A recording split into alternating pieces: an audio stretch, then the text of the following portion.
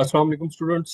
I hope आप सब लोग खैर खैरियत से होंगे। आज की इस वीडियो में हम डिस्कस करेंगे कि वो कौन सी ऐसी 5 रीजंस हैं, जी हाँ, जिसकी वजह से लोग जॉब टेस्ट के अंदर फेल होते हैं। ठीक है, जॉब टेस्ट खास तौर पे जॉब टेस्ट जो है वो गवर्नमेंट जॉब्स के लिए जो लिए जाते हैं। ठीक है, गवर्नमेंट जॉब्स के लिए या प्राइवेट जॉब्स के लिए जो टेस्ट लिए जाते हैं उनमें लोग ज्यादातर क्यों फेल होते हैं, आज हम ये डिस्कस करेंगे। इसमें सबसे पहली रीजन ये है कि अनऑर्गेनाइज्ड एंड अनस्ट्रक्चर्ड प्रिपरेशन। लोग जो प्रिपेयर कर रहे होते हैं उसके अंदर किसी किस्म की कोई प्लानिंग नहीं होती। अब आप पूछेंगे कि सर स्टडी के अंदर कौन सी प्लानिंग की जरूरत है, तो बिल्कुल प्लानिंग की जरूरत है। उसकी क्या वजह है?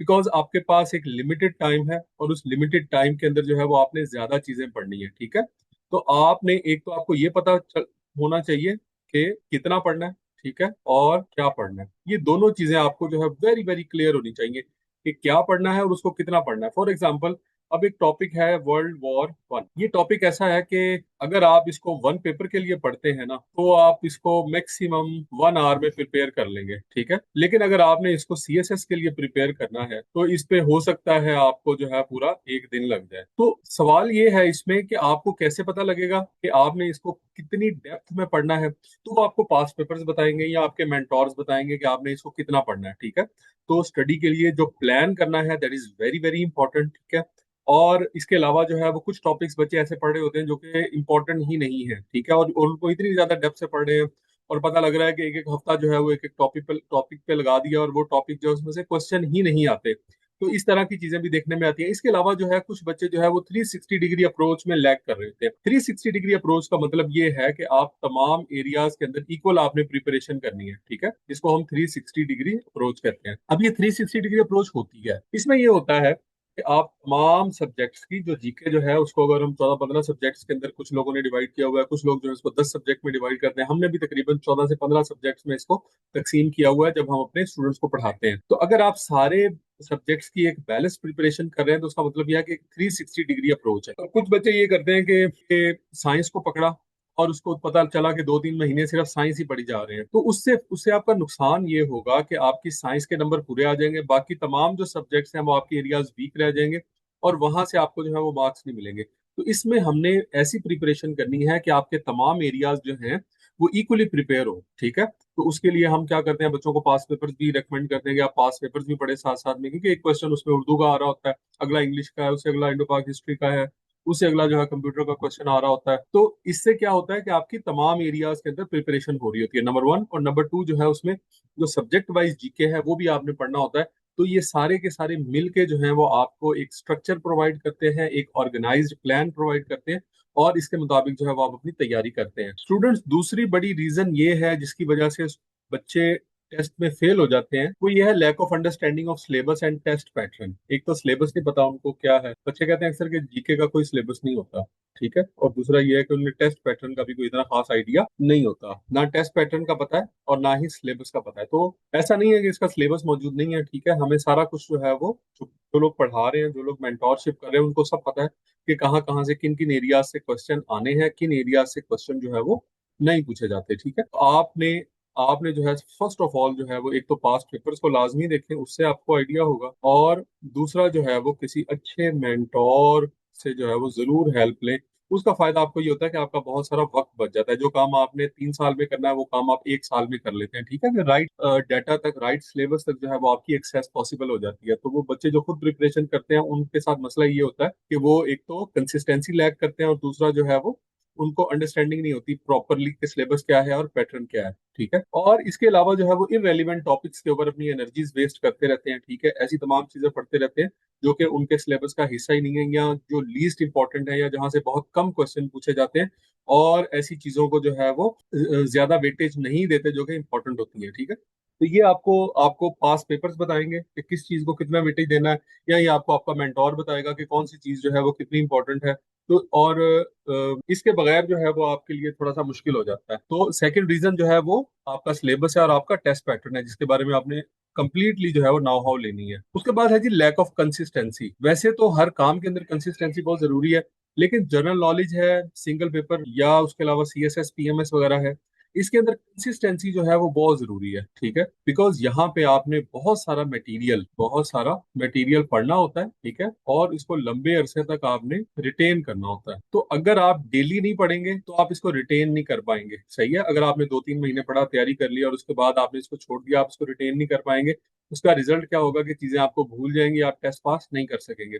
इसी तरह से लास्ट नाइट स्टडी वाले जो बच्चे हैं, जो यूनिवर्सिटी में जिन्होंने देखा कि अब एक रात पढ़ के आप अच्छे सीजीपीए ले सकते हैं, तो वो वाला फॉर्मूला भाई यहाँ नहीं चलेगा। यहाँ आपको काबिल बनना पड़ेगा यूनिवर्सिटी में। यहाँ पे कौन सा आपको किसी ने डिग्री देनी है, यहाँ तो है जॉब, और जॉब के लिए है मुकाबला। तो जो मुकाबले में जिसके ज्यादा मार्क्स आएंगे वही इंटरव्यू की टेबल तक पहुंचेगा। उसके बाद है जी एडवर्टीजमेंट ऑफ जॉब, अगर आएगी तो उसके बाद स्टडी स्टार्ट करेंगे। ये एक बहुत बड़ी मिथ है। बच्चे क्या करते हैं कि एडवर्टीजमेंट का इंतजार करते हैं कि कहीं नौकरी आए तो वो अप्लाई करें, तो जॉब के लिए फिर अप्लाई करते हैं तो उसके बाद 1.5-2 महीने का टाइम होता है, बाद उसका 3 महीने का टाइम होता है। कुछ कुछ जॉब ऐसी होती हैं जो बहुत ज्यादा लेट हो जाती हैं due to some legal issues, litigation वगैरह में चला जाता है। अदरवाइज मोस्टली ऐसा होता है कि टाइम पे 2-3 महीने के अंदर अंदर टेस्ट हो जाते हैं। अब ये 2-3 महीने के अंदर होता ही है कि आपसे ये 3 महीने बहुत कम है तैयारी के लिए।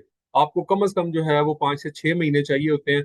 जब आप इन थोड़े से टाइम में तैयारी करने की कोशिश करते हैं, सिलेबस ज्यादा होता है, आपके लिए पढ़ना मुश्किल हो जाता है उसको, उसका नतीजा ये निकलता है कि आप डिमोटिवेट हो जाते हैं, ठीक है। और बाज़ बात ऐसा होता है कि आपकी कंसिस्टेंसी मुतासर होती है, तो आप एक दिन पढ़ लिया, 4 दिन छोड़ दिया, इस तरह से पढ़ते हैं। फिर बाज़ बात इन्हीं चीजों की वजह से कुछ बच्चे जो है वो इतना ज्यादा डिसहार्ट हो जाते हैं कि वो टेस्ट देने भी नहीं जाते, और वहां पर आपको अक्सर एग्जामिनेशन हॉल में अक्सर चेयर्स आपको खाली नजर आती हैं। तो ये वो तमाम बच्चे होते हैं जिन्होंने बड़े शौक से अप्लाई किया होता है, लेकिन तैयारी ना करने की वजह से अब वो उनको समझ समझ ही नहीं आ रहा होता। उन्हें उन्हें ये लगता है कि अगर हम एग्जाम देने के लिए जाएंगे तो जारी बात है वो पैसे जाया करने वाली बात है, या फ्री में जो है वो थकावट लेने वाली बात है कि सफर करने का फायदा क्या। तो अगर मैं आपको ये रिकमेंड करता हूँ कि आप टेस्ट जरूर दें। अगर आपने तैयारी नहीं भी की है तो टेस्ट जरूर दें, उससे आपको एटलीस्ट ये आइडिया होगा कि आपका जो टेस्ट है वो किस तरह का आएगा, ठीक है। तो लेकिन मैं ये नहीं कहता कि आप हर टेस्ट जो है बगैर तैयारी के दें। तो एक आध टेस्ट जो है वो लाजमी दे के देख लें, अटेम्प्ट जरूर करें, ताकि आपको पता चले कि जनरल नॉलेज जो है उसका पैटर्न क्या होता है, ठीक है, उसकी नेचर क्या है। और उसके बाद लैक ऑफ डेली रूटीन है। देखिए, कोई भी काम आपने करना है, ये कोई छोटा काम नहीं है, ठीक है। इतना सारा जीके है, उसको आपने लर्न करना है, चाहे आप सीएसएस के लिए कर रहे हैं, पीएमएस के लिए कर रहे हैं, या वन पेपर एग्जाम के लिए कर रहे हैं, तो ये कोई सिंपल नहीं है, ठीक है। तो डेली रूटीन बनानी आपके लिए बहुत इंपॉर्टेंट है। कंसिस्टेंसी बहुत जरूरी है, सही है। अगर आप डेली नहीं पढ़ रहे हैं तो चीजें आपको भूल जाएंगी, ठीक है, लंबे अरसे तक आप उनको रिटेन नहीं कर पाएंगे। इसलिए this is very important to have a great consistency in your preparation. जी, जो फोर्थ रीजन है वो ये है कि ओल्ड ओल्ड मटेरियल या आउटडेटेड मटेरियल के ऊपर फोकस किया जाए। स्टूडेंट्स, जो फोर्थ रीजन है बच्चों के टेस्ट फेल होने की, वो ये है कि वो आउटडेटेड या ओल्ड मटेरियल को पढ़ रहे होते हैं, ठीक है। ओल्ड मटेरियल होता है या फिर आउटडेटेड होता है। आपको पता है जीके जो है ना वो दो तरह का होता है। एक होता है डायनामिक, सही है, और दूसरा जीके होता है स्टैटिक, सही है। पाकिस्तान कब बना जी? 14 अगस्त। ये हमेशा सेम ही रहेगा। आज से 1,000 साल के बाद भी लोग पढ़ेंगे तो ये सेम ही रहेगा, ये चेंज नहीं होगा। इसका मतलब क्या है? This is static GK. Dynamic GK क्या होता है? पाकिस्तान का रकबा कितना है? अब बहुत सारे स्टूडेंट्स ये कहेंगे कि 7,96,096 मुरबा किलोमीटर, जो कि गलत है। ये इस वक्त जो है वो 8,81,913 है। अब बहुत सारे बच्चे जो हैं वो ये देख रहे होंगे कि पता नहीं ये गलत लिख दिया मैंने, लेकिन आप जरा कंफर्म करें, ये वाला बिल्कुल ठीक है। 7,96,096 वाला जो है वो आउटडेटेड है। उसकी वजह ये है, अब आपको ये कौन बताएगा कि ये आउटडेटेड है या ये आप जो पढ़ रहे हैं ये बिल्कुल जो है वो रिलायबल है या अपडेटेड है? तो ये आपको आपका इंस्टीट्यूट बताएगा, ये आपको आपका मेंटोर बताएगा। तो इसलिए मेंटोरशिप जो है that is very very important, ठीक है। आपका टाइम सेव करेगी, आपकी बहुत सारी एनर्जीज जो है वो सेव हो जाएंगी। डायनामिक जीके जो है वो जी चेंज होता रहता है, और डायनामिक जीके को आपने लाजमी कंसीडर करना है। तो इसलिए आप जब भी डायनामिक जीके के क्वेश्चन जो है आपको पता होने चाहिए कौन सा क्वेश्चन उसका ताल्लुक डायनामिक जीके से है, कौन सा ताल्लुक स्टैटिक जीके से है। तो आप उसके मुताबिक उसको हर दफा प्रिपेयर करेंगे और उसको कंफर्म भी करेंगे कि क्या यही है या चेंज हो गया।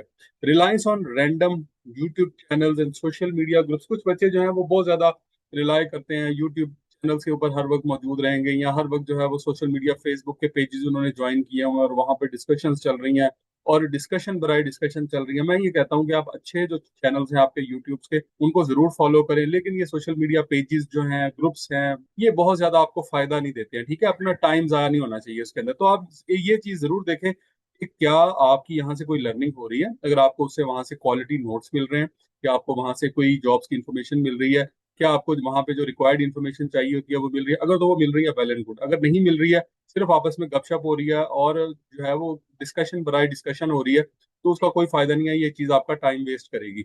और इसके अलावा मेंटोरशिप जो है, अक्सर बच्चे क्या करते हैं कि वो कोई एकेडमी या इंस्टीट्यूट ज्वाइन नहीं करते, बल्कि खुद से तैयारी करने की कोशिश करते हैं। तो वो साल 6 महीने जो है वो तो इसी चीज में लगा देते हैं कि उन्हें चीजों की समझ ही नहीं आती है। ठीक है। और उसके अलावा जब उसके बाद वो तैयारी स्टार्ट करते हैं तो उन्हें ये नहीं पता होता कि किस चीज को कितना पढ़ना है। ठीक है। और पढ़ना भी है या नहीं पढ़ना।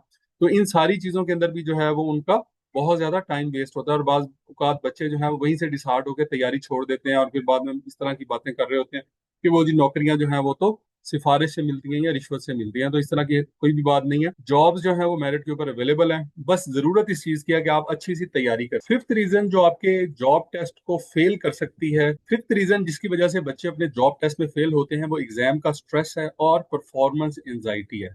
ठीक है। परफॉर्मेंस एंजाइटी जो है वो क्या है? एक ऐसी सिचुएशन है कि जिसमें आपके ऊपर बहुत ज्यादा प्रेशर होता है कि आपने ये काम करके दिखाना ही दिखाना है, और उसकी वजह से आप स्ट्रेस हो जाता है। ठीक है। आप डिप्रेस हो जाते हैं, आपको टेंशन हो जाती है। तो ये परफॉर्मेंस एंजाइटी जो है वो आमतौर पे क्यों पैदा होती है? ये उस वक्त पैदा होती है जब आपने पूरी दुनिया को बता दिया होता है कि लिए जी आपका भाई जो है वो सीएसएस की तैयारी कर रहा है, बस अगले साल जो है वो एसी बन के ही आना है। तो इस तरह की जो चीजें होती हैं ये क्या करती हैं? आपको आपको परफॉर्मेंस एंजाइटी में डाल देती हैं। ये आपका स्ट्रेस लेवल इंक्रीज कर रही होती हैं। मैं हरगिज इन चीजों में बिलीव नहीं करता कि आप जो है वो अपनी चीजें लोगों से बिल्कुल छुपा छुपा के रखें और ओवर प्रोटेक्टेड हो जाएं। लेकिन कुछ चीजें जो है वो आपने वक्त आने से पहले, वक्त से पहले जो है वो डिस्क्लोज नहीं करनी होती।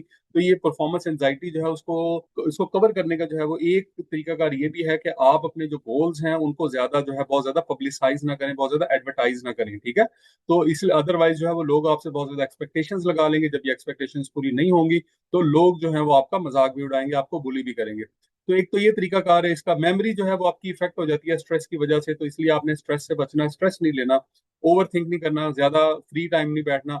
और फ्री टाइम जब आप बैठे होते हैं तो फिर ये क्या होता है कि आपको बहुत ज्यादा चीजें सोचने को मिलती हैं। तो आप अगर कोई फ्री टाइम है तो उसमें आप कोई एजुकेशनल वीडियोस देख सकते हैं, कोई ऐसी वीडियोस जो कि आपके टॉपिक से रेलिवेंट है वो आप देख सकते हैं। वो उससे आपका आपको बहुत फायदा होगा और वो चीजें लंबे अरसे तक आपको याद रहती हैं। उसके अलावा ओवर थिंकिंग जो है ऑप्शंस के ऊपर होता ही है कि आपका एक क्वेश्चन है और उसके ऊपर जो है वो चार ऑप्शन है जी, उसके चार पॉसिबल ऑप्शन। आपको पता है कि ये जो फोर्थ ऑप्शन है ये करेक्ट, लेकिन आप जब बार बार उनको पढ़ते रहेंगे ना तो आपको लगेगा कि शायद ये वन वाला भी हो सकता है, फिर आपको लगेगा टू भी हो सकता है, फिर आपको लगेगा थ्री भी हो सकता है।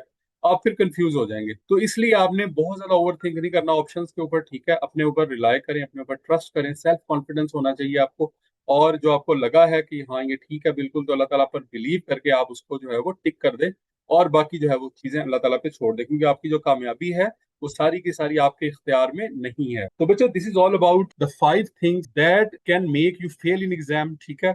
आपको किसी भी एग्जाम के अंदर जो है वो जो 5 चीजें ऐसी हैं जो कि फेल करवा सकती हैं, वो आज हमने डिस्कस की हैं। आई होप इन चीजों से आपको फायदा हासिल होगा। आई होप आज की वीडियो आपके नॉलेज में इजाफा करेगी। और इसके अलावा अगर आप किसी और टॉपिक के ऊपर वीडियो देखना चाहते हैं तो वो भी हमें जरूर बताइएगा, हम इंशाल्लाह जरूर बनाएंगे। Wish you all the best. Allah Hafiz.